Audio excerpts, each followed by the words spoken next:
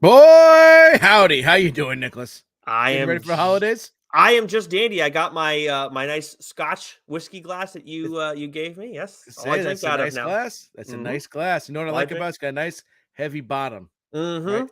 And there's those in the DSG that love a nice heavy bottom. Yes, sir. And with that said, ladies and gentlemen, boys and girls, listeners of all ages, Dork Shared Universe and Geeks Worldwide Radio proudly presents to you the greatest podcasting team in the world. He's the Fry Guy, Nick Friar. I'm the Backcracker, Dr. Joe. And together we are the TLDR Comic Book Club, baby. How's it going, Nicholas?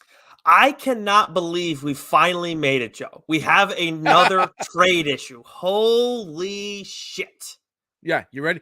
April, May, June, July, August, September, October, November. It's been 8 months since our last trade. Oh my God. And for those wondering why it's taken us so long, is because we have so many guests on the show on top of our solicits. And the only way you can hear our guests, our conversations with our guests, our Fireside chats, is you subscribe to one of our audio channels, whether that's Apple, Stitcher, Spotify, Geeks Worldwide Radio, SoundCloud. Subscribe there. Leave a rating and review. 5 stars only, please, or you're going to hear from the good doctor. He's not going to be happy if you give anything less than 5 stars. So, yeah, we've been doing a lot of those. And again, we have the solicits also thrown in the mix of everything. So that's another episode off every month. Realistically, though, like when we first started this out, Joe, our trades should have been like every, 2 to 3 months, really? Pretty much? Yeah. 10 Yeah. issues, right? So 2.5 months, yeah. We've been going at this a long time. We should be in the hundreds so far, but we got to give the people what they want is what it really comes down to. And I know we want the interviews and we're going to keep doing them. So Hell yeah. none of those for you guys this week, though. And no catching up for you guys this week, too, because we're doing doing a trade. So we're going to jump right into what's new. I will take us through this first, Joe, because I know you have a book you want to dig into from Marvel.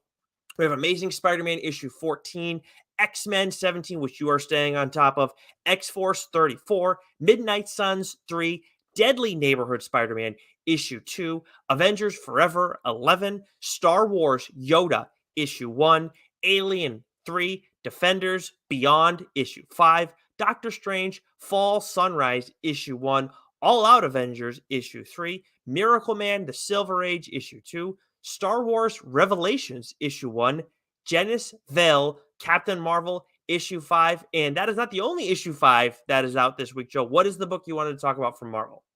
Daredevil number 5, baby. Damn Oh, straight. give it to me, Chip. Give it to me. This was so good. This was Oh my this was God. so good. Well, jeez. Okay. Hey, Well, I mean, I wear my heart on my sleeve. yeah, Now, that's I mean, not going to be the only thing, apparently. Jeez. those who've been Yeah. those who are familiar with the show know of my love of Chip Zdarsky and of Daredevil. And what I loved about this issue was that you and I, we have been enjoying the hell out of the new Punisher run, right? Yeah. Jason Aaron, I believe. Yes.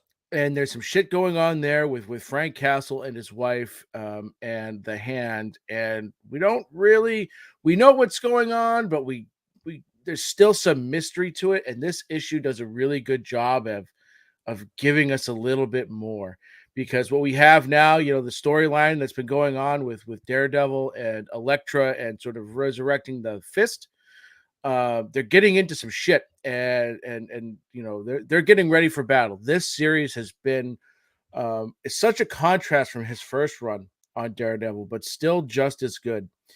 And where Matt and Elektra are going is piqued the interest, and is gotten the antenna up of some very important people in the Marvel universe. Ooh. So this was a great issue, and I can't wait. What is coming next is going to be some fucking epic shit. We have some special things planned for December, barring, a bevy of interviews that may or may not fall into our laps.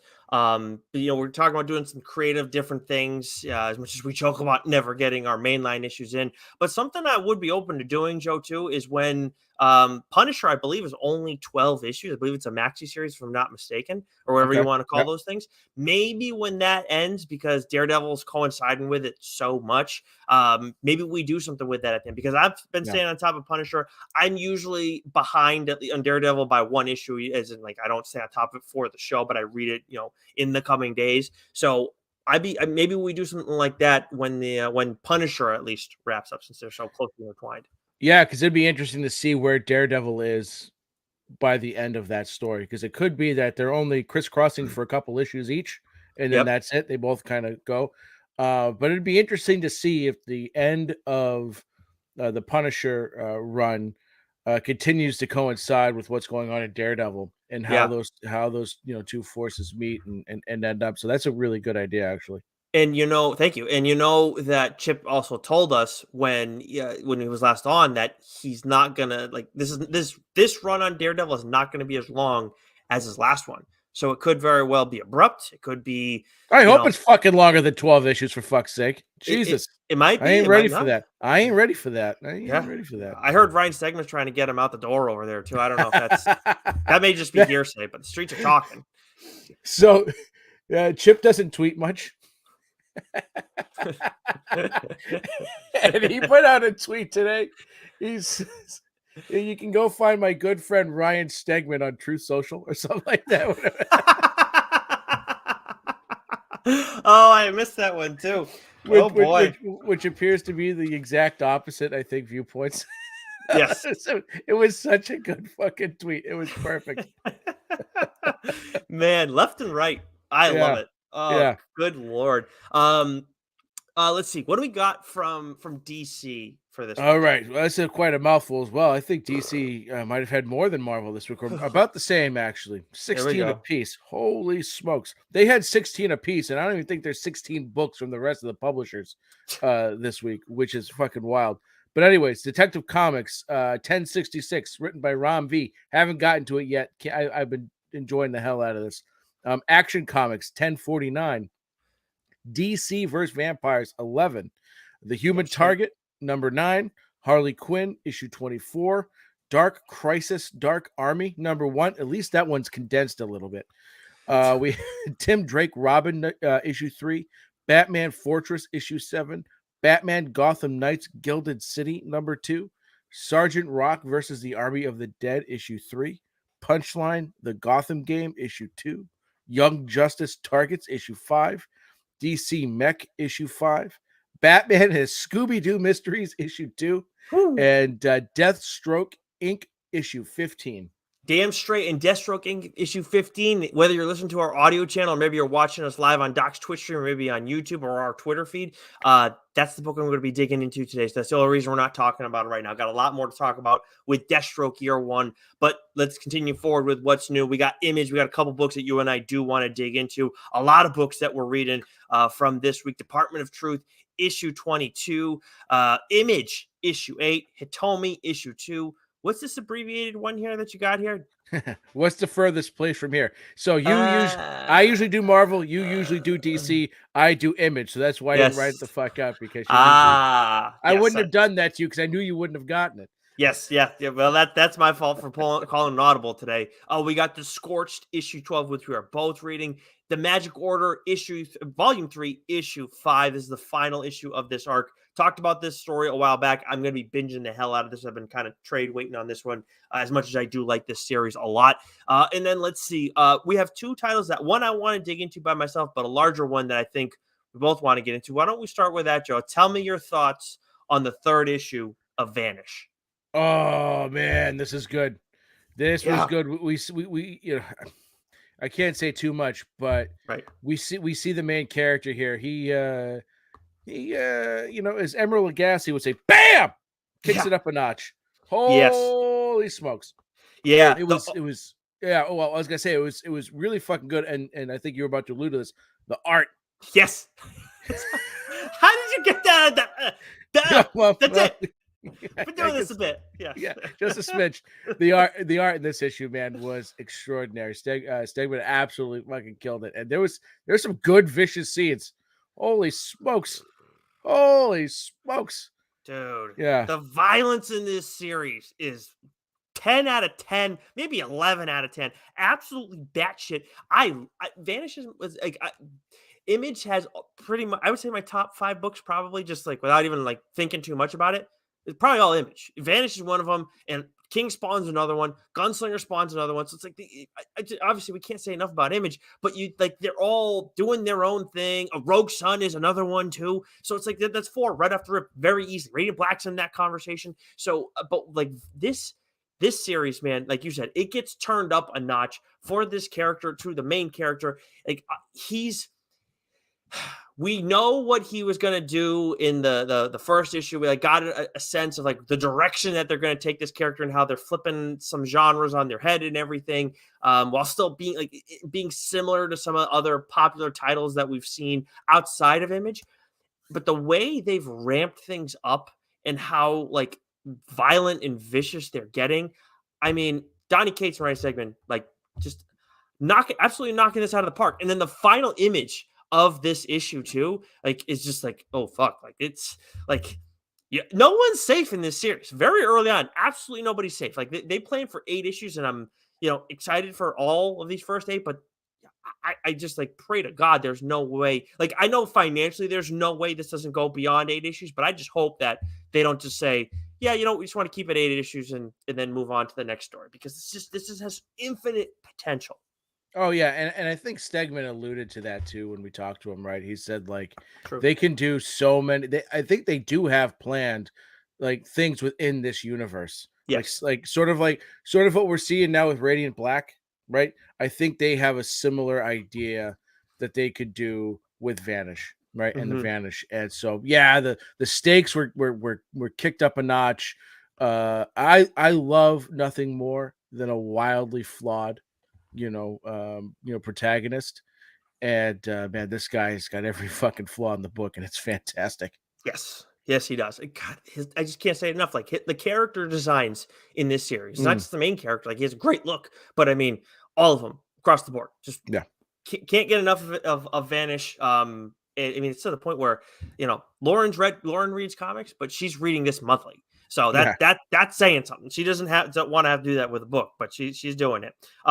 Another book that I'm really enjoying from Image. I don't know if I put it in my top 5, but it's 1,000% TLDR worthy, and that's 8 Billion Genies issue 6. I've been saying that all along that I absolutely love this series. We got 2 more after this one, and each issue, and I'll reiterate this again when I talk about it down the line, but each issue kind of you get a lapse in time, and they set the precedent for it, or set the tone for it in the first series with with the genies and everything, and just growing more and more, and seeing how the characters change and develop. And this is a substantial period of time that is, we get a jump from last issue. They do kind of hop around within that time period to show growth with the characters that we're focusing on, and we also get caught up on everybody else that we first met in the first few issues, that because they've kind of disbanded as a group. And looking at this is 8 years after the 8 billion genies showed up, so the next one should be, I believe, 8 decades. So I Oh don't Jesus. like. So I like a lot of the characters we have in the mix here should be gone, but we're probably going to get a lot of updates too. So I'm like, again, this is a TLDR worthy book, but the next 2 issues, as good as this series has been, the next 2 issues, like those are going to be challenges. Like, how are you going to? What are you going to do? Like, I know there's a lot of rules that like with the genies that you can bend here, but I'm just very and they did that in this issue. Actually, they bent some rules, but and it all made sense. I just don't know how they're going to do it when you're trying to do. I would assume 8 decades, and then I would assume 8 centuries. So Jesus. Huh. I don't know for sure on that last one, but we'll see. But like awesome series, really fun, and very different from anything else we're seeing in comics right now. So highly recommend it. And I'll be talking about it when it all wraps up. All right, we got Boom, Joe. I know you have one book you want to dig into, but please take me through the others. Yeah, we have Once Upon a Time at the End of the World, issue 1, which boom 1. So definitely need to read that. Just didn't get a chance to do that today. Eve, Children of the Moon 2. So this is the second arc from the series that came out over a year or so ago. We have The Vampire Slayer, issue 8. And then I have a book I want to talk about, but you wanted to touch on Mighty Morphin Power Rangers 102 real quickly. So more of the Power Rangers community and everything like that, because I am behind on Mighty Morphin Power Rangers. A friend of the show, Melissa Flores, is writing the series right now, and who are fans of the property tweeted out about Jason David Frank's life ending, and obviously in a very, very tragic manner.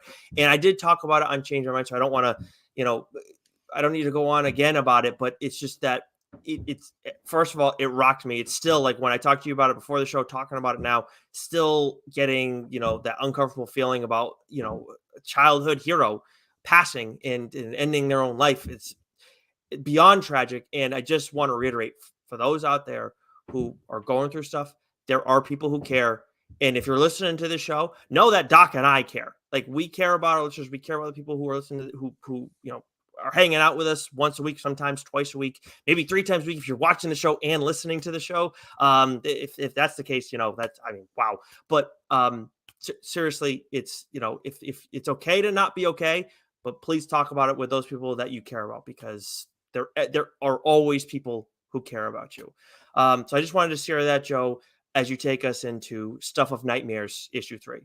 Yeah, thanks for that transition, Nicholas. Jesus. No, it was no, yeah, everything that Nick said. Because yeah, it's fuck. Yeah. But anyways, Moving on. Stuff of Nightmares. This is written by R.L. Stine. So Oh, this was a comic when I first read it. I wasn't really expecting much. I was expecting something to be kind of very borderline childish, but it hasn't been. And it's not quite a TLDR book, but that is not to say that this book hasn't been entertaining as hell and fun as hell to read. The horror elements of this are really good, are really good, and the art has been a nice, pleasant surprise too. So I've actually this is one of those rare books, right? Where I mean, it's the whole purpose of our show.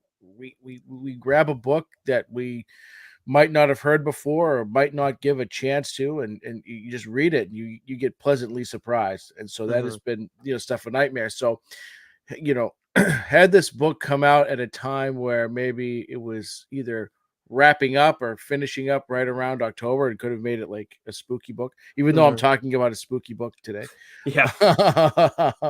This would be like a fun like October book to do, Hmm. so maybe put a pin in it, and maybe for next year it gets mentioned, Yeah. something like that. But like Stuff of Nightmares, R.L. Stine, if you see it out there, grab it. You might find yourself to be pleasantly surprised by this, because it's a little bit more. It's not like, because I just remember R.L. Stine like freaking me the fuck out as a kid, but I was a kid, right? And it was Yeah. aimed to freak the 10, 11, 12-year-old out. Here I am, 40. uh, Well. and it doesn't quite freak me out, but I'm actually enjoying it for what it is. Mhm. So I would highly recommend, if you're a fan of horror stuff. It's not the most gruesome thing in the world, but it's just a fun little horror book. Yeah, I'll tell you what, I couldn't read R.L. Stein when I was a kid. The covers used to freak me out Yeah. enough. I mean, there was one I still remember, I still remember the cover. It was like a dude like in a cake or something like that, or a cupcake or something like that. It was very odd. And I still remember having that nightmare about that character. And I didn't even read the freaking book. So, So at your bachelor party, we should have a Chippendale dude jump out of a cake for you. oh, yeah, no, that for a lot of reasons I don't necessarily need that. It's not my that is not my cup of tea. To each their own, but not my cup of tea. I'm trying to see if I can find that cover right now. But yeah, no, dude, that was terrifying. Anyways, but yeah, so I had asked you about it when you first read it, like if it's TLDR worthy, if it jumps out at you. Knowing now that I'll wait till it's done, and if you still feel it's TLDR worthy, then I'll obviously wait till. No, give it a rip, give it a rip. Okay. It's just it's a fun book. Like I said, it's a Hmm. fun book. Let's see. From Dark Horse, we have Parasomnia, the Dreaming God, issue 4. I'll just take us through the rest of these till AWA at the end, Joe. We got IDW Dark Spaces, Wildfire, issue 5, which you are That's reading. a TLDR worthy book, baby. Yep. Friend of the show, Scott Snyder. Yes, and enemy of the show, Hayden Christensen, too, because of your own buffoonery. Hayden Uh, Sherman. It's Hayden uh, Sherman. I'm well aware. Don't try and Okay. act like I'm not doing it on purpose. Anyways, TMNT, the best of Leatherhead. From Source Point Press, we got Mysterium issue 1, Cover of Darkness Origins one shot. You gonna talk So about that real this week? quick, so I have a couple of Cover of Darkness books upstairs that I've grabbed like the first couple issues of because the Mm, covers look cool. I just mhm. haven't had a chance to read them yet. So, Yep. um, maybe we get a little diamond in the rough here with this Cover of Darkness stuff. Yeah, I grabbed I think the first issue actually because again cool cover and I remember you putting it on my radar and I didn't give it a look. No. So you still have like I don't have any other ones, so that's all you. The Source Point Press, they do come out with some stuff here and there Yeah. that will surprise you. I mean, Good Boy was the one for me again. Yeah. TLDR worthy book, but at the same time, like not something I can really go on about for 10, 15 minutes like we do with most of our books, just because it's John Wick, but it's a dog. It's cool. Like that's all I need to say. Barkwick. Yeah, yeah, yeah, yeah. And also from Source Press, we got Heaven's Rejects issue 2. From Frank Miller Presents, we got Ronin Book 2, issue 1, and Ancient Enemies issue 1. Might have to check some of those out, Joe. Mm-hmm. Aftershock, A Foulness in the Walls issue 1 from friend of the show, Cullen Bunn, if I'm not mistaken. Correct. That is a one shock, also if I'm not mistaken. Mm-hmm. A Fear of Red Planet issue 1, and then from Valiant we have from Vault we have Mindset issue 5, and then Joe, AWA, we got a book that we're both reading, but I did not get a chance to look at it this week. I know you did. Oh, for fuck's sake, Nicholas, what are you doing? It's not the finale. I'll be on time for the finale, I promise. Oh, Jesus. Don't rat me out to them, please. Well, they are because I'm clipping this and I'm going to Shit. string it together. Fuck. But Love man, you guys. I mean, Mean it. love you, mean it. No, this was the best issue yet. This was really fucking good. The demon, the priest, talk about a flawed character and how we love a flawed character. There's some shit that happens in this episode, Nicholas, that just because it's been kind of building up to it, especially the last Sure. issue built up to a seminal moment that happens in this issue, and then the way it ends, and then the interaction between Father Voss and the priest is so fucking good. So This and there's something else that happens in this book that I didn't see coming. Some good political theater. Excellent little wrinkle into what has already been a fantastic series. Like this being the penultimate issue of the series, or at least of this arc, fucking fantastic. So this is again, you were generous. You were a good friend. Joe's not gonna give me an AWA book unless I earn it, but you did. This was a TLDR worthy book, 1,000%, and you offered it up to me on a silver platter. So I appreciate you not well, I guess I'm thinking of the people first. I'm thinking of your friend first. So it's nice. You don't do it often. It's your wedding gift, so don't expect anything else. There we go. Oh, good Lord.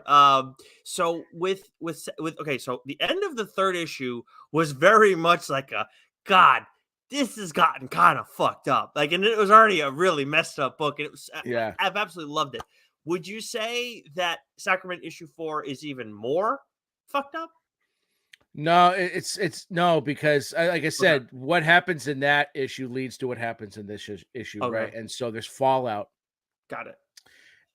And it's pretty significant. And so what this issue does is it really sets up for what's going to be I think an epic final issue. And so like I said, to me, this was the best issue because you had a lot of elements coming together. You had some of those threads that were out there being pulled a little bit tighter, and the story's really coming into focus, and we get a little extra wrinkle that was added in here. So I can't fucking wait to see how this one ends. Nice. Yeah, I promise you guys this. When the final issue comes out, I will have read it before we do the episode because I want to be able to talk about it at length with you because this book deserves that at minimum. Absolutely outstanding series. All right.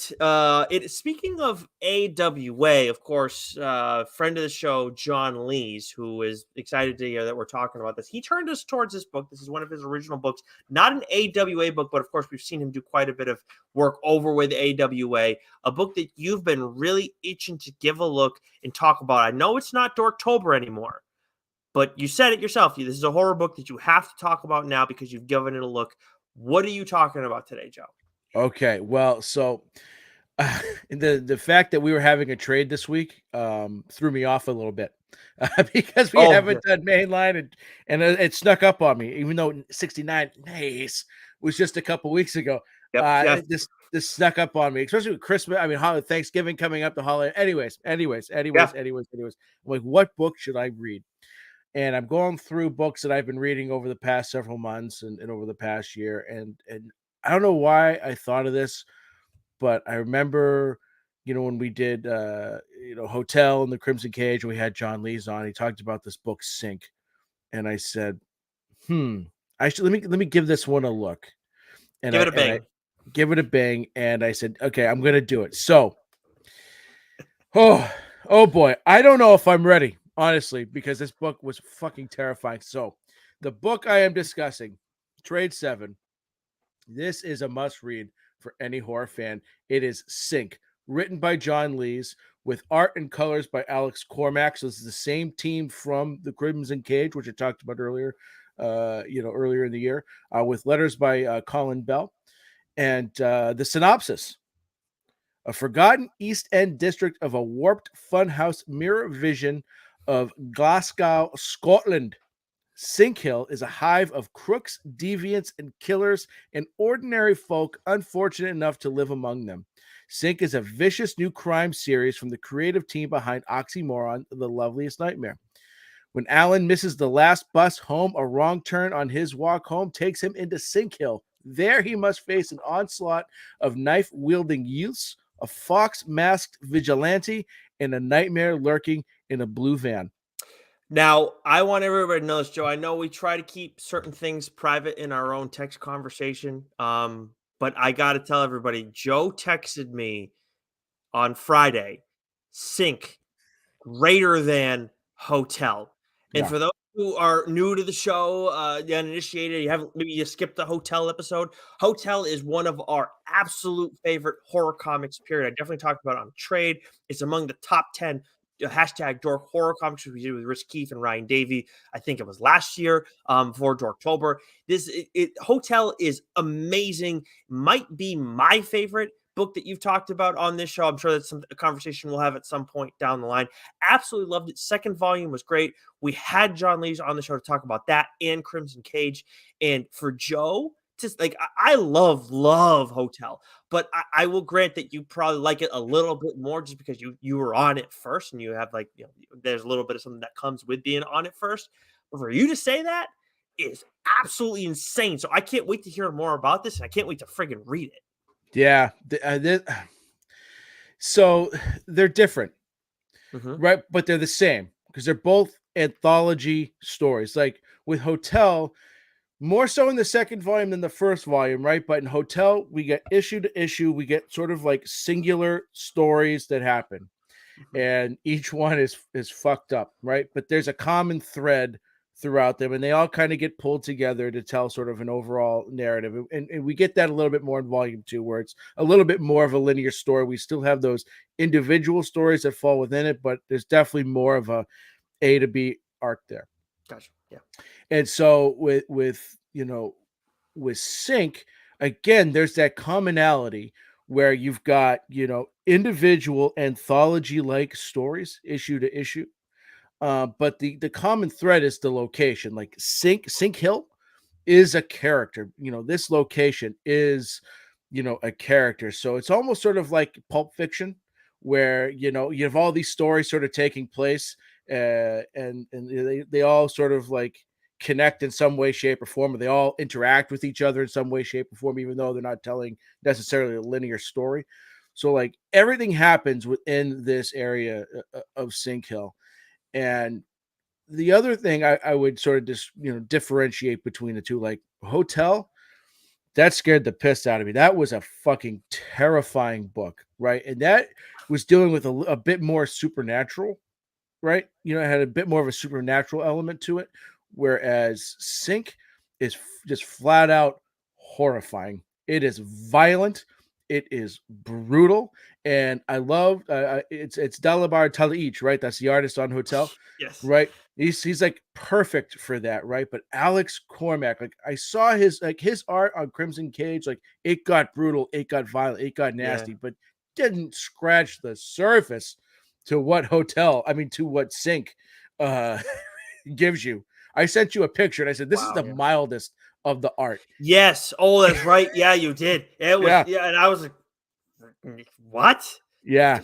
The Yeah. the the art, and Alex's art in this is just out of this world. And like I said, it is brutal and it is vicious, it is visceral. I mean, it's just Sink Hill is a fucking nasty place.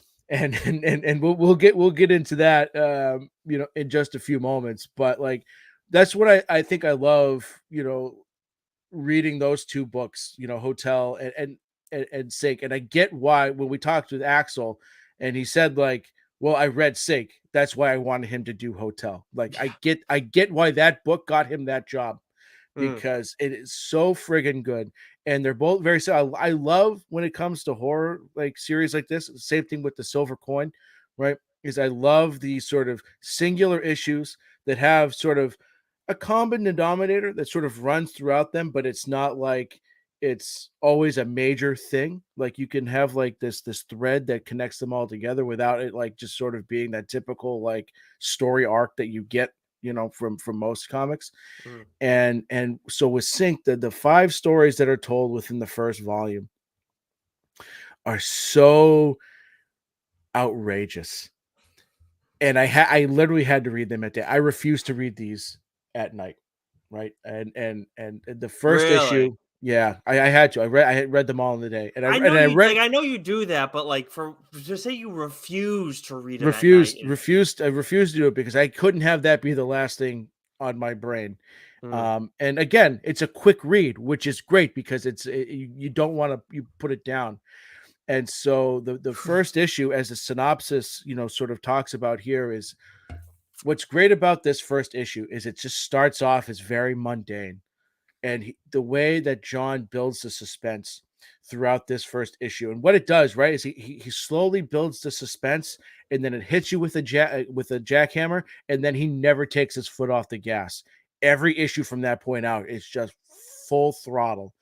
And so it's these guys that aren't they're from Glasgow, but like, and they call themselves Glasgowans or whatever, and but they're sort of like the rich kids that are coming in. They want to slum it up on the weekends, pretend like they're hard as shit and things like that.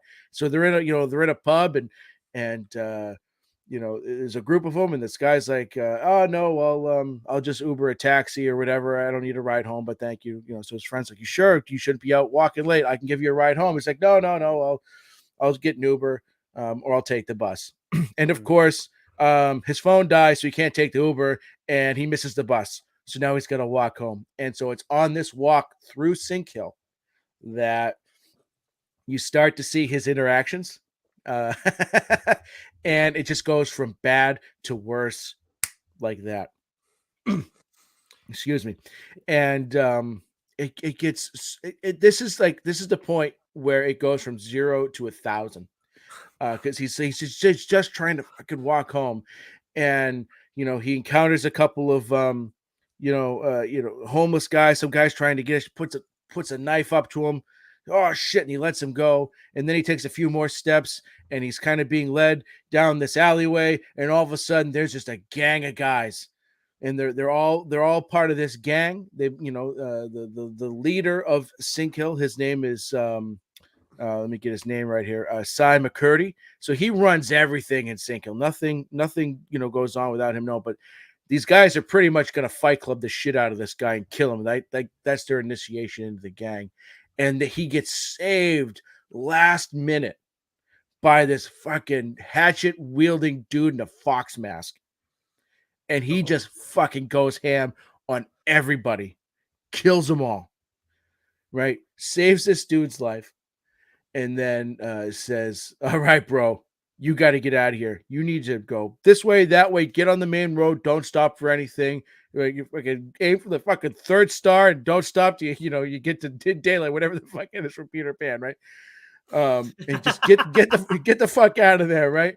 It's like, all right. So he gets out of there, and then all of a sudden you see this blue van, and out of the blue van, um, you just see like these clowns. If you're watching it, you can see behind me here these hideous, horrifying clowns. They Mm. throw this guy in the blue van and they absolutely fucking massacre this guy, and that's how the fucking book ends. And what the fuck did I just read? And so, Bragg, right before we went on the show, I messaged John to let him know, Yeah. really love the book. I'm going to talk about it. I hope I do it justice. By the way, the end of book one scared the fucking shit out of me. I think I said to him, "Holy fuck!" And he told me, he goes, "Those were actually the first pages that Alex Cormack drew for him, for this first issue." And Jesus Christ, like, Alex, bro. I don't know what's going on in that head of yours. One, don't stop, but two, Jesus Christ, you Yes. guys, you Keep it two, on the page. yeah, right. Oh man, and that's just the first issue, and then like the tone of book two, book three, book four, book five. This is a 10 issue series, by the way. It's 2 volumes. And it tells a very different story, and it just they change in sort of, I don't want to say they change in tone, because the tone is pretty much just like wanton violence. But like each story has a different element, a different feel to it, and you sort of get these little common threads throughout, and it's just so well written and so wildly drawn that for me, like, I love Hotel, and as a horror book goes, Hotel is right up there. But like, I think for me, when I said that Sink is greater than Hotel, like, this was a lot more visceral for me, because it had more of Mm, those, oh fuck, what, oh shit, I gotta mm, put it down for a second, mm. and just because of just the nature of, but there was also just his writing, John's writing was excellent. So a couple characters I just want to touch on real quick, for those when you go and pick up this book and read it. Like I said, Sinkhill, is a character onto itself. It is the most fucked up place in the world. It's got the worst kind of people, the worst kind of violence. It's just, this is not a place anyone should ever be, right? And I hope, John, that this isn't based on, Yeah. on some place that you grew up or used to or know, because that would really terrify the hell out of me. But it's not a place you want to be in day or night, right? It is that Oh, terrifying. The blue van, the blue van pops up at various points. It's like when he talked about Sync briefly on the show, and sort of, I thought like it was going to be all clowns all the time, but no, they're very sparsely used, and it's either just sort of talked about as sort of like um, a folklore kind of thing, or you actually see it.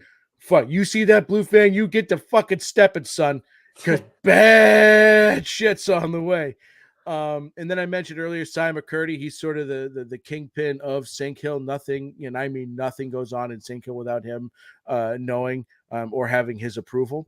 And he is one ruthless son of a bitch. And then Mr. Dig is this murderous vigilante of Sink Hill. He wears this fox mask. He's really badass. Again, he's like, you only get a couple of snippets, right? I think in the first issue, you might see him in the background somewhere else, and then you get a oh Jesus.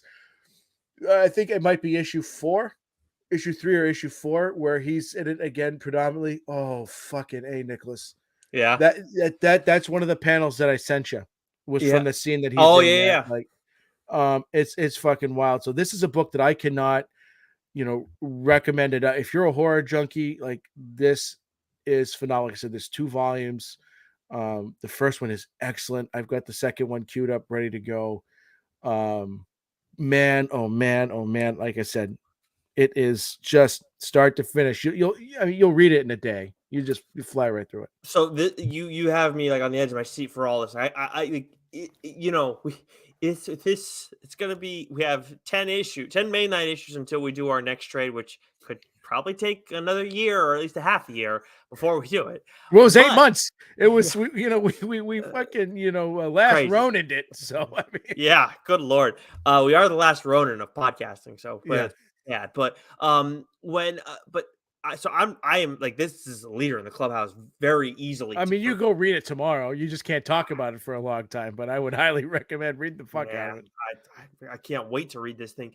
But I'm definitely getting a sense of the differences between this and Hotel, as much as you're getting a lot of individual stories throughout the course of it. And to me, the biggest thing is like Mr. Dig, where he's like a continuous character. You have a guy who you can kind of latch yourself onto a little bit, whereas with Hotel, you more have the one eerie clown that is always looming. And every time I think of that story, is I think of him, and he gives me freaking goosebumps, because it's just like you see the painting and then you see it move next panel. Yeah. And what the fuck?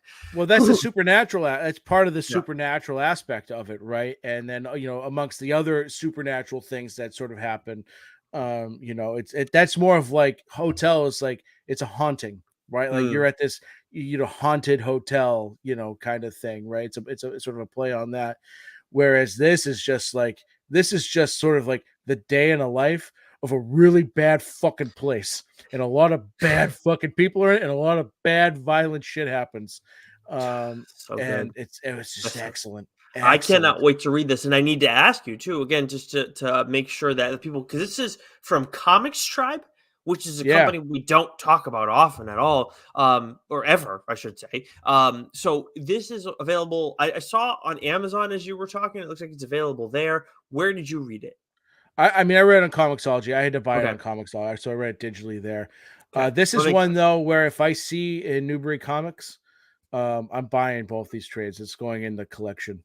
yeah, I think I'm gonna do that straight up with at least the first one. Maybe I'll read the second one on Comixology, but I'm definitely gonna do that with the first one just because it sounds so good. And obviously, John Lee's friend of the show, big supporter and everything like that. Great, really had a fun time talking to him. Can't wait till we do it again. Hearing how, so obviously we talked to him about Crimson Cage. We know how good that was. You talked about it on the show. I read it before we did the interview with him. Hotel, obviously we both just can't talk enough about it. Want more of it from AWA.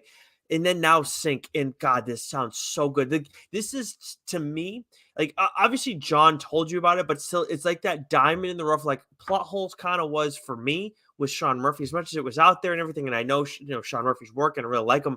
Like, it's kind of like that off the beat comic that you don't pick up on. That was an Indiegogo campaign. This is from a company that we don't ever talk about on the show. I'm a little jealous. I got to be honest. You gave a look at it, but more importantly, this just shows how good both Alex Cormack and John Lee's are. And when it comes to John Lee's, something to a writer to keep your eyes on. Both of them, creators to keep your eyes on going forward. Whenever they're doing horror stuff, it's probably something you should be giving a look, because we've talked about 3 books from them now. You've dived into them really deeply on this show. I mean, like they're horror creators on the rise. Yeah, and it's good to see John get some. So he's done a couple books now at AWA. He's done this, and I the Pillar and Pride. I can't remember the name of the full title. It was supposed to come out a couple weeks ago. I think it got pushed back till December. So I've got Okay. my eyes on that. I mean, John Lee's is on my list now. Of he's writing it, I'm buying it, I'm reading it. I agree. Right, and I believe Keith told us this before, but he mentioned it again when I was talking about doing this show, doing this book on the show, that Alex Cormack is Uncle Buck's either brother or brother-in-law. Yeah, that's kind Yeah, of nuts. Yeah, so we yeah. may So have to. we may have to reach out and see if we can get Alex on the show, because I'd love to talk to him, because he's got a very unique art style and it's vicious, man. Yeah, Like I need to know what's going on in that cabeza, because Você fala português now? yeah, Yeah, look at see. you. Yeah. Yeah, okay, yeah. Good job. But yeah, I can't wait. Like, great pick, Joe. Great find. Obviously, Yeah. John, put you on that path. And you know what? John put us on a path for some other books that we may be talking about in December at some point with a friend of the show from the DSG. Just, we got some fun stuff coming in December, but that's a little bit of ways away still, although not that far off. I have a book that I want to talk about, and I just realized I never changed the banner. So this whole time you've had What's New, What's Think. So I apologize. I blame that on the scotch that I'm drinking in the 603. Love that stuff. Anyways, Sync. Make sure you guys pick that up. Lord knows I'm going to be reading This that. guy's lived in New Hampshire for like 4 months, and he thinks he's like, Mr. fucking New Hampshire over here. I mean, I've definitely done some. He's at the shooting range now. He's splitting logs. That was terrifying. Jesus. That was terrifying. I'm not built for that. I am more of a swordsman, I would say, like our friend Rich Keefe and like Slade Wilson, who I'm going to talk about today. And I'll tell you what, Joe. So Deathstroke Inc. is a series that I said I was going to read, that I was interested in from the jump, and that was actually when Joshua Williamson was writing it. And I did like the start. Things got a little bit weird for me in the course of things, but I stuck with it because I like Deathstroke a lot. All around, still solid. There was an artist change in the course of it all too, which I thought started off really strong, then kind of went away from it. Still, it was solid, but I am focusing only on the third arc of Deathstroke Inc. So that's issues 10 through 15. This is Deathstroke Inc. Year 1. This is written by Ed Brisson, art by Dexter Soy, which if you've listened to the show for a length of time, you know Dexter Soy. If he's drawing stuff, I gotta give it a look. Colors by Veronica Gondini, and then letters by Steve Wands. And Deathstroke Inc. was solid. It leads into the larger DC story that we've got going on right now, Dark Crisis on Infinite Earths, whatever the hell they want to call it now, but it was Dark Crisis originally. And this was an odd shift from. I'll get to that in a second. First, the synopsis from the first issue of this arc. Slade Wilson's blood-drenched past and exploits are well chronicled. But how did Slade become the infamous assassin and mercenary known as Deathstroke? What dark turns did his life take that set him on the path of destruction that would tear his family apart? Find out as Deathstroke Year 1 begins. I'll tell you what that was. He's scheduled to have a wedding on Labor Day weekend. I wouldn't know who would do something so despicable. But I'll tell you what, when this started, I was like, wait, we just had this whole build up to what's going on with Deathstroke now, and now he's like in charge. He's got his own organization, whatever I guess Deathstroke Inc. Yeah, his whole organization now. He's basically taken over. Why are we going backwards on this? And it's like, in the end, it's because of what's going on in Dark Crisis. So it kind of makes sense, but it was an odd shift. But I'll tell you what, it ended up being a pleasant surprise. Because I think Ed Brisson does an outstanding job with the series. And then, of course, Dexter Soy, I can't say enough good things about him as an artist. So the characters that are in the mix here, Deathstroke's obviously at the center of things. Wintergreen is always involved when you got a Deathstroke story going on. Adeline Kane, who is his wife at the time, of course, ends up becoming his ex-wife later on down the line. We also get a little bit of Green Arrow thrown into the mix as well. And Deathstroke Year 1. It's plain and simple. Like, it's the beginning of his mercenary career. And with him too, it's not just like we learn a little, like we've already learned in the past about how he became, a metahuman. I think obviously he went stuff in the military experimenting, but this takes that and you take it to another step with like what he does in that aftermath. He doesn't just necessarily go from military super soldier, do that in the military and then become an assassin. There's a little bit of a period in between. And with Deathstroke too, in general with DC, we've kind of seen with some of these anti-heroes where they've tried to humanize them in different ways. Like whether that's with Jason Todd, you want to take away his guns, or with Deathstroke, we had like when Christopher Priest wrote Deathstroke, which he did a great job. I forget the part in his story where Deathstroke then started donning. He had his own team and he had the white getup and everything like that. Like you're trying to humanize him in a different way. And of course, Priest did a great job with that series and used that whole thing as a little bit of a twist too about what Slade Wilson was going through. But for this, you're talking about him at the beginning, like how he's dealing with family life. He has a son that he's coming home to, and he finds out that he's going to have another son. How does he respond to all of that? And again, he's like missing the military life and what he did in that course of in his time there. So and then it's him becoming a mercenary, finally becoming Deathstroke. He's still got two eyes, like he hasn't lost those yet. So it's very early in all the things with him. And as much as he's a metahuman and he's indestructible, he went from being in the military and has all this experience, but he's not Deathstroke just yet. It takes a little bit of time for him to become Deathstroke. And even by the end of this, as much as there's growth and there's ruthlessness, like he's still not Deathstroke, like but at the end of this arc. And I honestly, speaking of that too, I kind of wish that DC had done this as its own separate thing. Like it's within Deathstroke Inc. And I said to you a while back, like I'm thinking about this. This was the title I was thinking of, like where we should talk about with the like legacy characters, Marvel, DC, specific arcs that we really enjoy. Mm. Because sometimes you can just like this is a book, this is something you can go pick up. You don't need to read the rest of Deathstroke Inc. You don't need to read other Deathstroke stuff. Like you already know Sleepless and you're fine. I did that with Nightwing. I never read any of the previous stuff. I just started reading when Tom Taylor took over, Yes. and I did some background. I used some cursory background stuff on the Rick Yeah. Grayson stuff, but other than that, like just to kind of know in case it popped up again. But like, you know what I mean? Like Like it did. I love that. I fucking Yeah. love. I love that they can do that because I think that's a challenge for new readers. Like Mhm. taking my nephew, for example, into the comic book shop, it's either he's either going to grab trades of things that are already out so you can read it all at once, or like he's just not going to go to the what's new rack if it's not a number one, if it's already 5, 6, 10, 20, whatever issues in, Yeah. like how do you pick that up and read it, and because it looks awesome, but what the fuck is going on? Like that's a challenge. Yeah. So I love that, this is something that you can do that, because I can very much do that with Nightwing.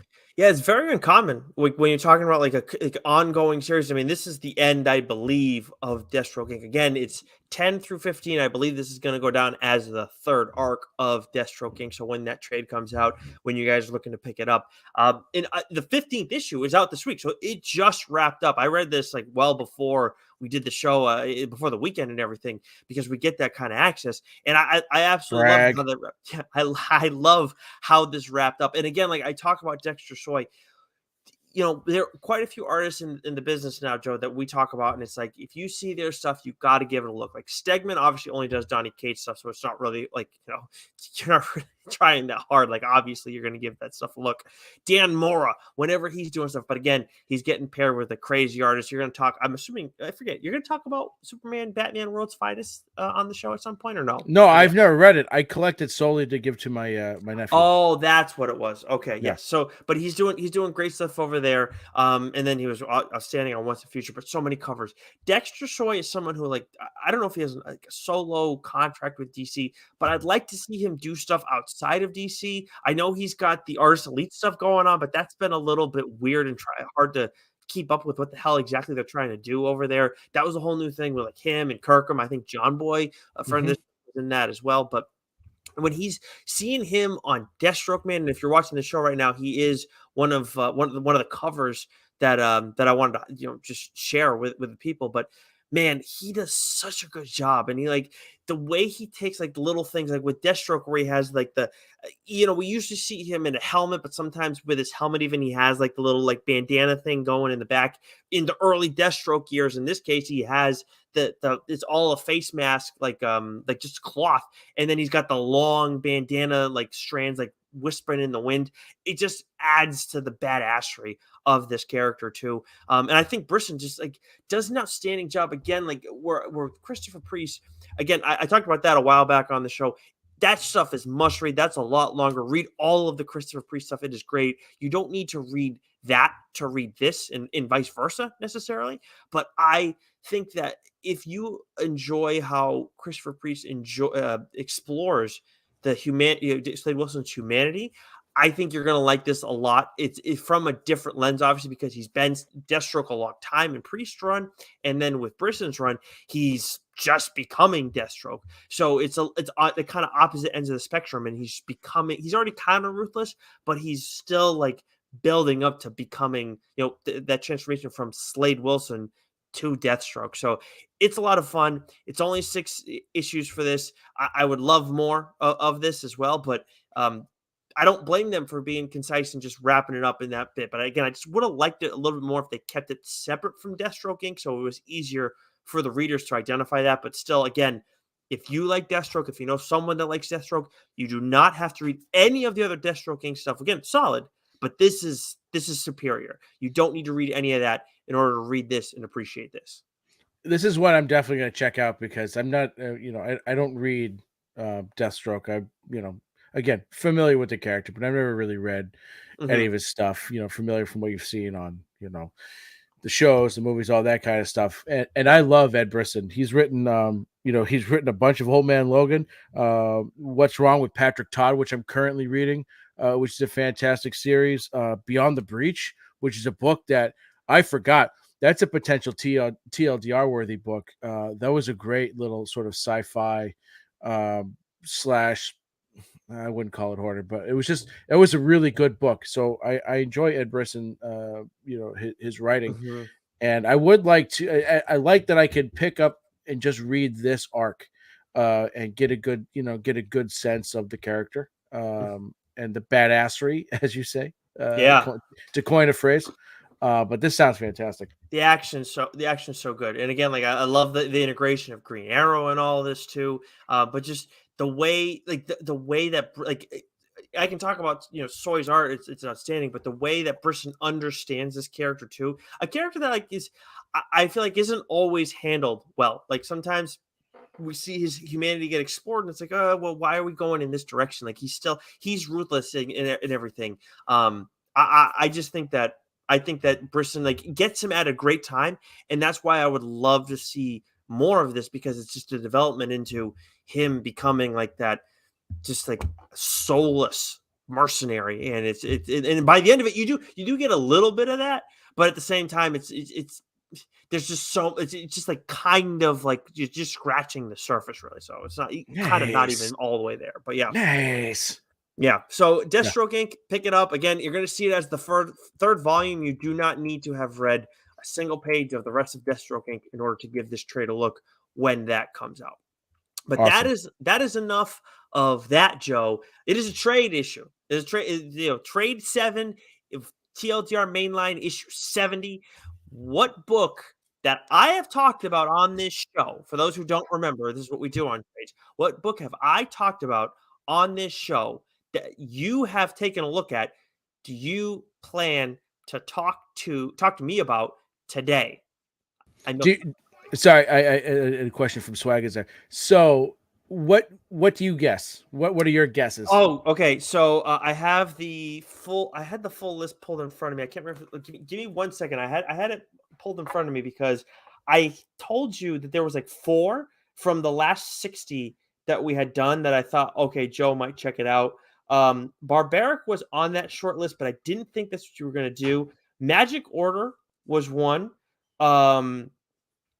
Killer Be Killed was another. I believe Reckless was another as well. I would have put Animal Castle on that list, but I don't think that's easily accessible. What castle?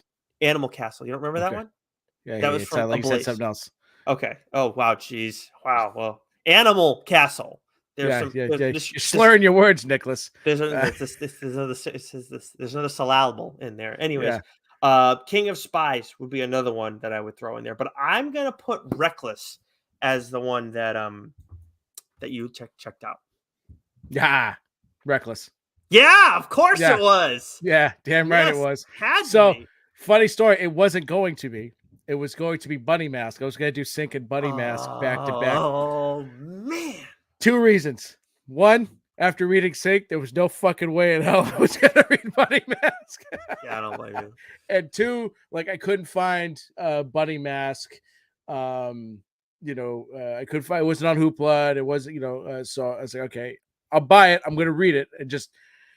the cosmos is telling me save Bunny Mask for a different day and time. So I read Reckless by Ed Brubaker with art by Sean Phillips and colors by Jacob Phillips. And man, I mean, this this genre, Brubaker's writing, I just love the crime, the noir, that pulp fiction so much. I mean, we I talked about with Peepland, right? Peepland had that feel to it. Gun Honey has that feel to it, right? These hard boiled crime stories with these again flawed, protagonists.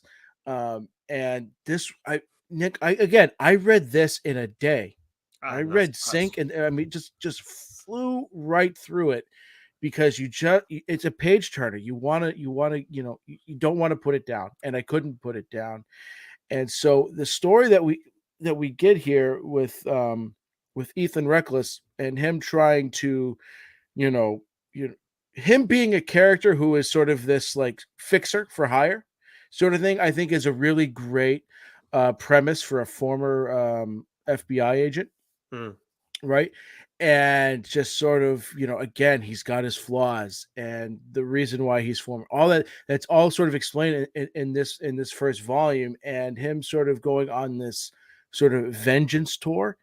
I thought was excellent. And what I love about this genre, whether it's Brubaker, any of Brubaker's stories, whether it's L.A. Confidential, whether it's the Maltese Falcon, whether it's People, whatever, when you talk about crime noir, pulp fiction, these types of crime stories, what I love about them is that they're gritty and that the writer always does such a brilliant job, and especially Brubaker in Reckless does such a great job at setting you down a path, setting you down a course where you feel like you know what's going to happen, and at the end, you even when you think it's wrapped up, right? Even though like you had a feeling where it was going, you were satisfied because you feel like the main character got his just desserts, and then right, and this is not a spoiler because it's this type of story. It's what always happens.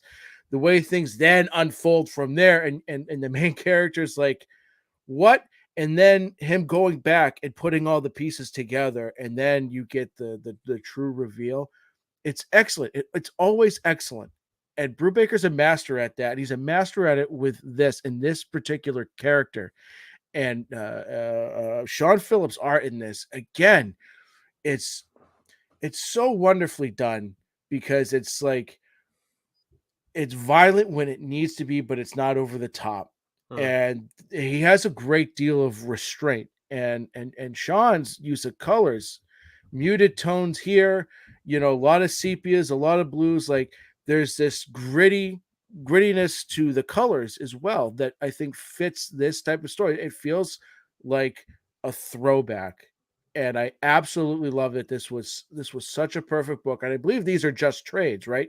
And there's what, 5 or 6 of them out now, There's 4 or 5. 5 now. I actually haven't read Yeah, I haven't read the fifth one yet. Actually. yeah. So I cannot recommend these enough, especially if you're a crime junkie, a noir junkie. Love that sort of pulp style, hard boiled kind of crime story. This was such a delight.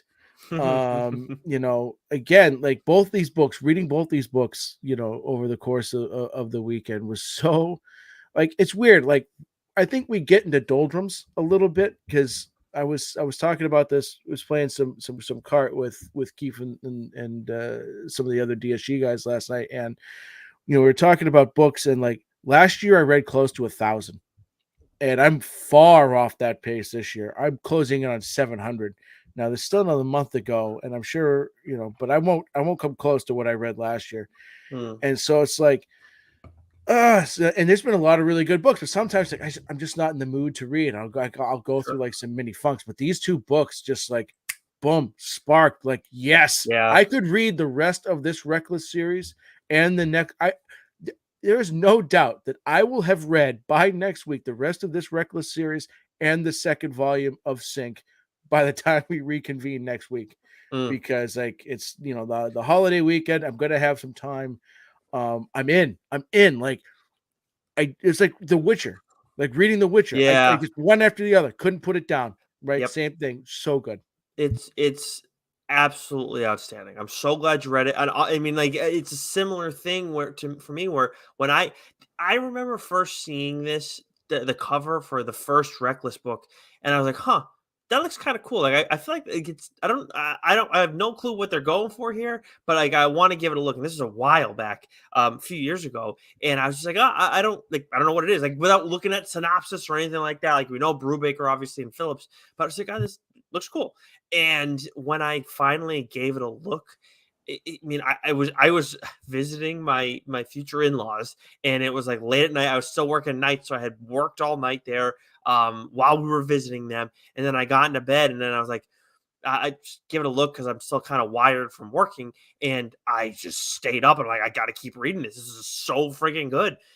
In every single Reckless book is Yeah, just like that, yeah. and I'm so glad you gave it a look. I think a friend of the show, Rich Keefe from hashtag Dork, has actually also read at least the first arc, and I'm pretty sure Ryan Davey has too. Mm. Um, it's outstanding. In all of I haven't read the fifth one, but I'd bet dollars donuts that it's just as good as the rest. These are books I consider given to my old man. He doesn't read comics, but he did, right? And he's a fan. He's Mm, just these are books I give to him and read, yeah. and I think he'd enjoy them very much. It's so good. And I mean, like this talking about the story, but like Sean Phillips' aesthetic and Jake Phillips too, like it fits perfectly for all of this. Like it's just Yeah, it's amazing. Like all time books. Like we talk about a lot of books that we really like on here, but when we're talking about like all time books, I don't know that every single one we do is an all time book. Like we really like them, and I'm glad I read them. But like this is one where it's like yeah, it's the next level. yeah. It Absolute really next is, really yeah. is. So all right, now it brings me to my book. What's your guess? I mean, it's got to be The Good Asian. Of Uh, course it does. Of course it does. I mean, what do you think this is? What else am I gonna read? I've been complaining about this for months. I haven't been able to read it. I mean, and you've enjoyed my the Asian, suffering. the Oh, Asian. oh geez. Oh, the good Jesus, age. wow, Yeah. Nick. Yeah. Yeah, Whoops. The good we'll clip Asian. that, right? The We'll just good clip Asian. that There part we of the go. play. Anyways, yes, the good Asian, whatever. So the good Asian. You've enjoyed my suffering, Cherish. Chen enjoyed my suffering. We had her on for Radiant Red. And then a friend of the show, speaking of Rich Keefe, he enjoyed my suffering too because he let us know that he read the book and he really enjoyed it. So yes, it is a hot button issue, and I finally gave it a look. Of course, written by Pornsak, Piscotti, Alexander Tefgeni. This is a tough name, Joe. Yeah, Lee yeah, yeah. Luffridge, and then Jeff Powell as the colorist and letterer, Speaking respectively. of a good crime noir sort of pulp story, Yes. right? Dude, the end of the first volume is just like, wait, that's where you wanted to go, and the like, it's just the way it starts, and then the characters that like what gets thrown in the mix, and a couple of twists and turns, but like the characters that gets thrown in the mix that's causing all this ruckus by the end of the first volume is just like, wait a second, you got this mass murderer on the loose, and that's what's going on, and it just comes out of nowhere too. So I love it. I love the character. The two characters that this is centered around too, and I think that like Edison Hart's great, but a Lucy fan. The cover of the second volume too is really cool. Like it's got that like old school aesthetic and everything like that. Yeah, So I think they push the right buttons here in terms of like throwback and everything, but also like it's very educational. Like yeah. like you said, this is a lot of stuff like I had no clue about you, and you had no clue about it, if I remember correctly, too, right? I mean, not to that detail. Yep. I definitely knew that the internment camps and the Yes. race of that, right? But I didn't know like to that level. No. Yeah. Yeah. Well, I knew that the Asian community dealt with racism like back then, but I just didn't know it was like I just again stuff we don't know, and especially when Yeah. it's in San Francisco too. We're not, we're East Coast boys through and through, but God, it's wild some of that stuff. So they do a great job educating you on that, and at the same time, it's just like it flows all with the story perfectly Yeah. too. So a very well told story, a conflicted character, and Yeah. Ezra Clark. My Yeah. God, I mean, like I don't know if he said he was soulless, but he at one like he very much like alludes to like how it's just like I remember at one point he's like, I should feel bad, but I don't. Like it's like, okay, so you Yeah. you Yeah. understand that you're just not showing anything, but also it's like it's about survival for him Yeah. just as much as it is for anybody else. So really cool character, really conflicted character. And I just like again, I just want it to go on the record because I know Joe will say, people don't remember who called dibs. They remember who talked about the book. I just want to reiterate to everybody that I called dibs on The Good Asian, and then Joe screwed me over.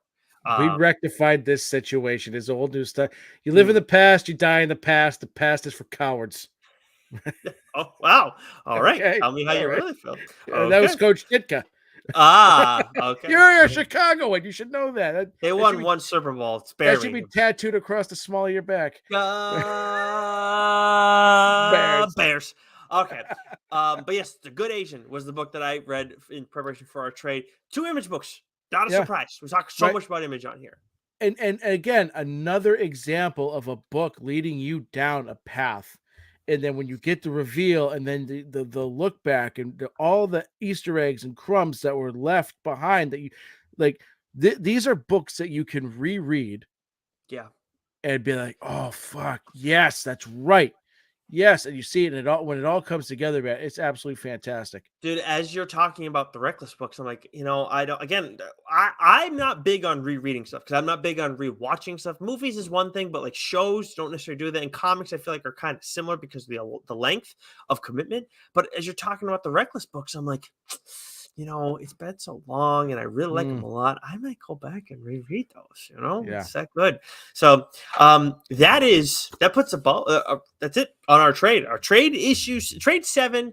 Issue 70 is in the books. I cannot believe we made it, Joe. We Finally made did. it. We did. Yes. Another day, another dollar. We'll do 80 in 2 years, right It did 2025. when Last Ronin wraps up. But until next week, Joe, when we are doing our December solicit, if I'm not mistaken, right? Yeah, I think Yep. so. Okay, we'll have to check the calendar. Everybody will know. If it's December 1st or later, we'll be doing our solicit. But until then, stay sexy. You know it.